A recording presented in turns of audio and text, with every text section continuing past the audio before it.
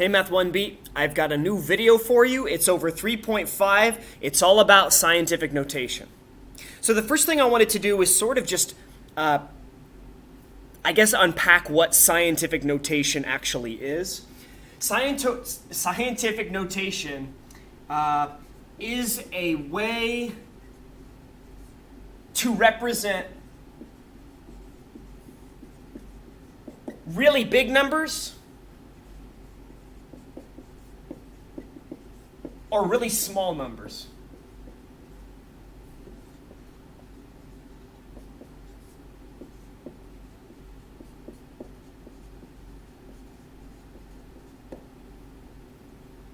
For instance, the mass of an electron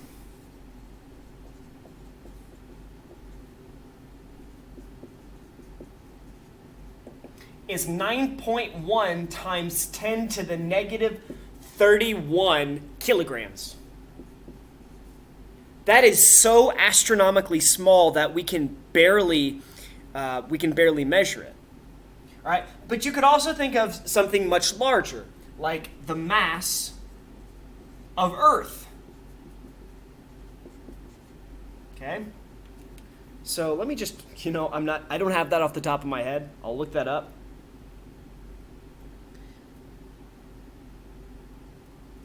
The mass of Earth is 5.972 times 10 to the 24th kilograms. So basically what scientific notation does is it says, I need my coefficient to be somewhere in the 1 to 10 bounds. It's got to live somewhere in here on the number line.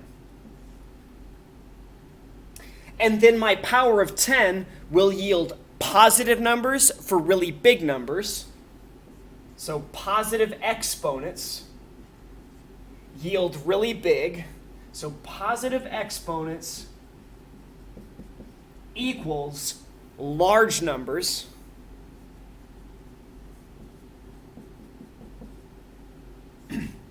Negative exponents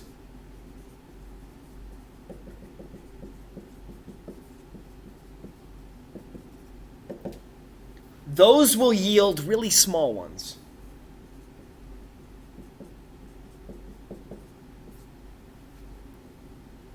All right, so hopefully the basics of that make sense. My question is, how do we go back and forth between regular numbers, which we'll call standard form, and scientific notation numbers, which are the ones that look like this? So let's check out a few examples on the notes.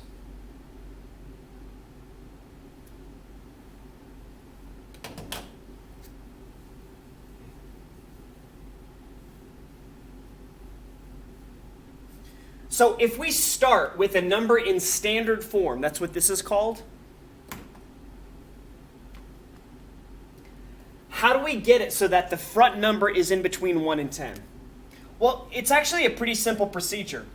The decimal for 1,900,000 is really implied to be at the tail end here. What you need to do is take away 1, 2, 3, 4, 5, 6 powers of 10. So this is 1.9 times 10 to the 6th power. Now the question is it going to be plus or is it minus? Plus 6 or minus 6? Well, because 1,900,000 is a really big number, you're going to keep the positive exponent. And that's that. If it's a really small number, like 0.000704, you move the decimal point once, twice, 3 times, 4 times. Now we have a number that's in between 1 and 10. It's 7.04. Now we can write it in scientific notation. I moved it 1, 2, 3, 4 times. So it's going to be to the 4th power. You have to decide whether or not it's positive 4 or negative 4. It's negative 4 because this is a really small number.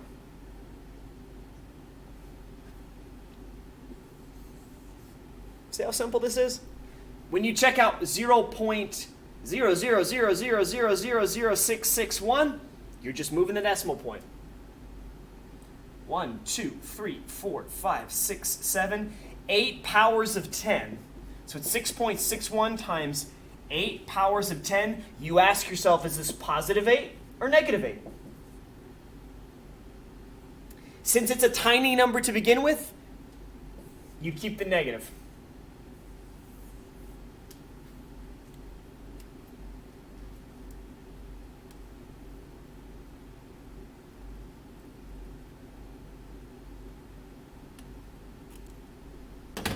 So what happens when you aren't given a number in standard form?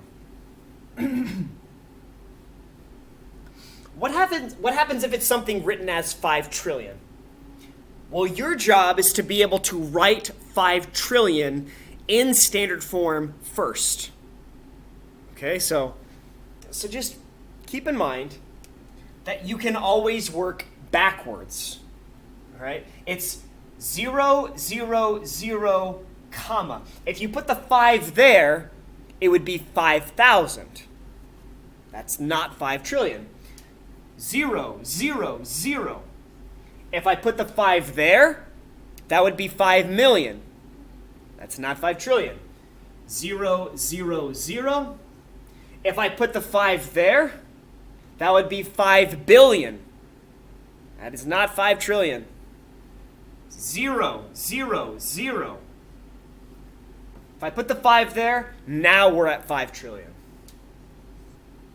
So sometimes it just takes some patience to work your way backwards from that. Now, once we've got it in standard form, you assume the decimal's all the way back here. How many times does it move before you get to a number between 1 and 10? 1, 2, 3, 4, 5, 6, 7, 8, 9, 10, 11, 12. It takes 12 times to get it down to 5.0, which is a number between 1 and 10. Is it positive 12 or negative 12? Well, 5 trillion is a big number. We're going with positive 12. All right. And then the last one, this is kind of tough to visualize. You really got to know your place value. If it's 1 nanosecond, which is 1 billionth of a second, well, you know you're going to have 0 point something because it's going to have a string of zeros before you get to any real digits that aren't 0. But just think about it like this. My first place right of the decimal point is tenths. All right? We're trying to get all the way to billionths. So it goes tenths, hundredths, thousandths, 10,000ths, 100,000ths, millionths, 10 millionths, 100 millionths, billionths. Okay, so we got to the billionth spot. We know it's 1 billionth. So that actually wouldn't be a 0. It'd be a 1.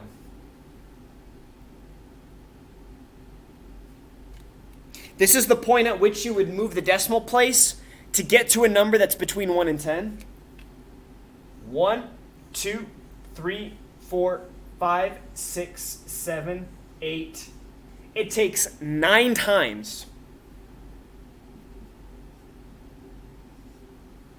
to get from this decimal to that number. So it's going to be times 10 to the 9th.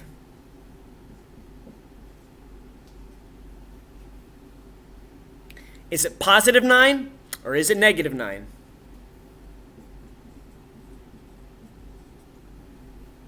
Well, this is a really small number, so it's going to be, it's going to be negative 9.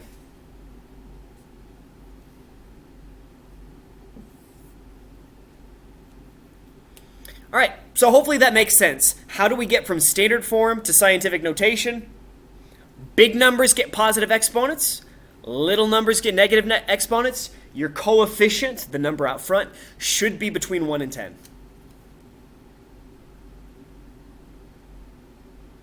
All right, so getting these in standard form is really, I think, a much easier task because it's more intuitive. Like the pluses and minuses make more sense.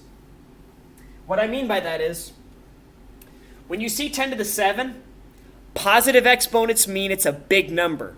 Big numbers have zeros to the right of the non-zero digits. So all you got to do is say, move your decimal point 7 times. 1, 2, 3, 4, 5, 6, 7. And if it's a positive, it goes to the right to create a big number. So this would be a digit of 0, 0, 0, 0, 0. Every bump gets a 0. All right, that's the standard form. We just got to put the commas in the right place. So move from the right left. So every 3, you'd get a comma. So it's 53, comma, 0, 0, 0, comma, 0, 0, 0.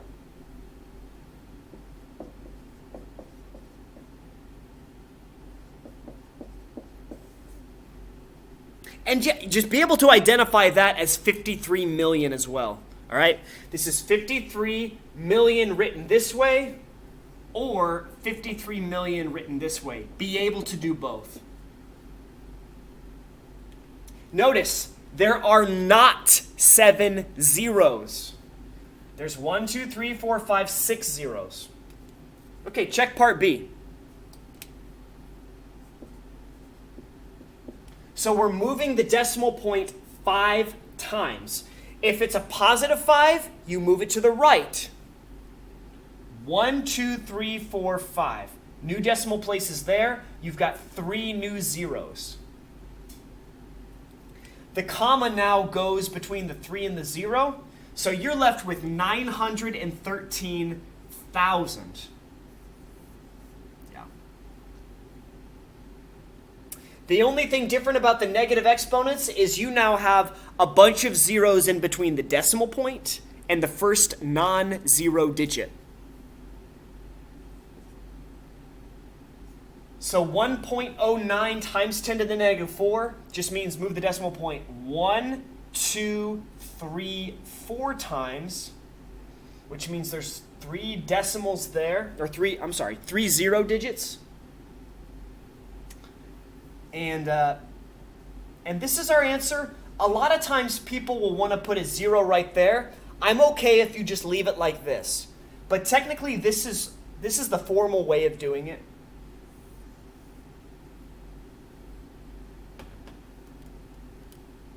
And then part D, same thing. You've got 7.00079. It doesn't matter if you've got 3 zeros right there. You're still moving this 6 times to the left. 1, 2, 3, 4, 5, 6. There's my new decimal.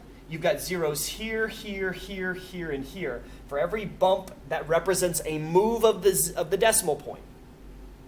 So my final answer is 0.00000 7 0 0 0. Those zeros don't disappear over here. 7 9. Yeah, and then I'm going to put a 0 right there. All right, guys, this is part 1 of scientific notation. Hopefully this maps out everything clearly in a concise way, so thanks for watching.